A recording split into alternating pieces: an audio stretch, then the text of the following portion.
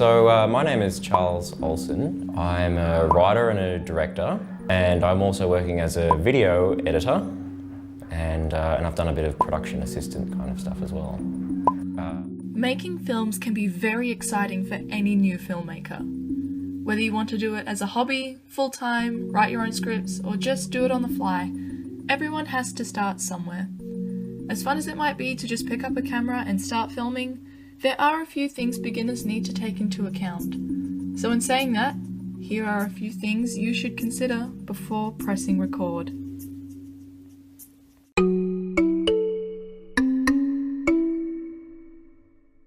Knowing what you're doing before you do it can be a huge advantage, especially if you're working within a certain time frame. And it's always a race. There's no waiting around. There's no like, oh, let's have a rest for 15 minutes.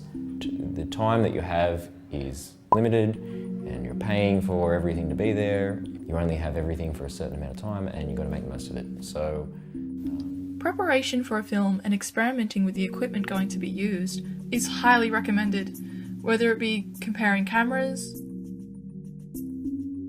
audio. Then you go into pre-production, and that is planning when you're going to do it, what you're going to need. You start looking at actors. You can cast by experimenting with the green screen, or learning and practicing how to use editing software.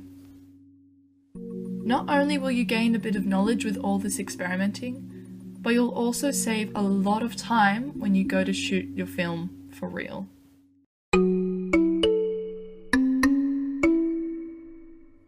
A lot of mainstream movies have very expensive budgets. The average budget being anywhere between $150 million to $300 million.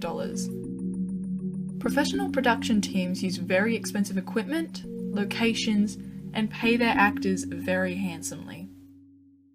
You do not need to do this. As a beginner, you should try and keep your spendings as little as possible. We have funded it ourselves. Our friends and family have helped. We just try and do things cheaply as possible and not waste their money. Use the school stuff. Borrow your friend's camera. Borrow your friend's dad's old tripod. It doesn't have to be very good if it's free. And if it does the job, that's all you need. You don't need anything expensive. There was a feature film that went really well on the festival circuit and had a cinema release called Tangerine, which was shot on an iPhone. You can do it. I would say don't spend a lot of money. Go and make something first, and then figure out if you need to spend a lot of money to make the next thing. There have been some very popular movies made with relatively low budgets, such as Monty Python and the Holy Grail with a budget of $400,000, Napoleon Dynamite also at $400,000, Mad Max $350,000, The Blair Witch Project $60,000, and the lowest of them all, Paranormal Activity with $11,000.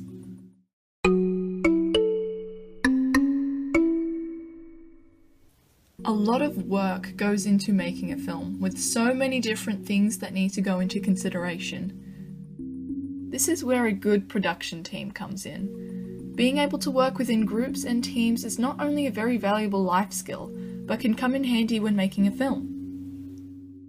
There are many roles in many departments, and everyone has their own thing that they do. So there's production, which is the producer and the director, the first assistant director.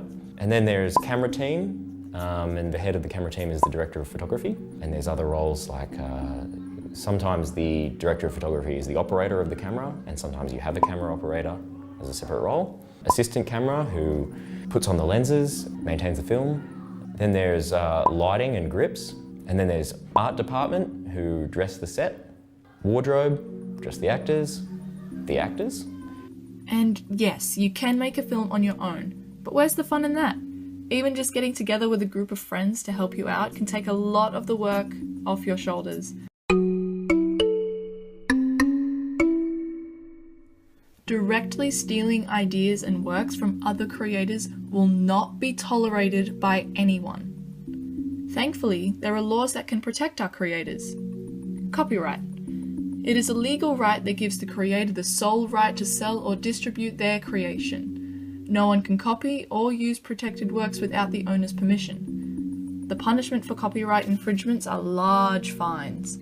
Depending on the damage caused, fines can total anywhere between $200 to $150,000. If you write a script, you own it. No one can use it, and it's yours and you own it as soon as you write it. And so when you do something like that, you should keep some documentation to prove that you did it. You should keep your early versions, keep your drafts, keep the articles that you read when you were researching. If you see something online you want to use, get in touch with the person who owns it and see if they'll let you have it for free. Oh, I'm doing a self-funded little project. We're not going to make any money at it. Can we use your song?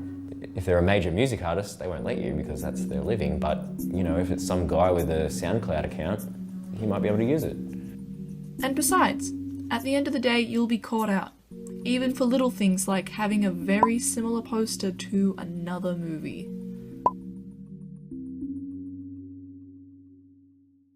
As cool and exciting as it is to pick up a camera and start filming, you are not going to become Steven Spielberg overnight. Like everything else in the world, this will take time and practice. But in saying that, if you really want to do it, then go for it. Anyone can do it. You can do it in your backyard.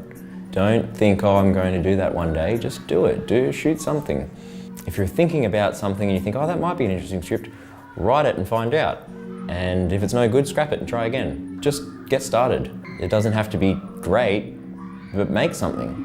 I think don't worry about waiting for the right gear, don't worry about waiting for the right time. The right time is just to do it now.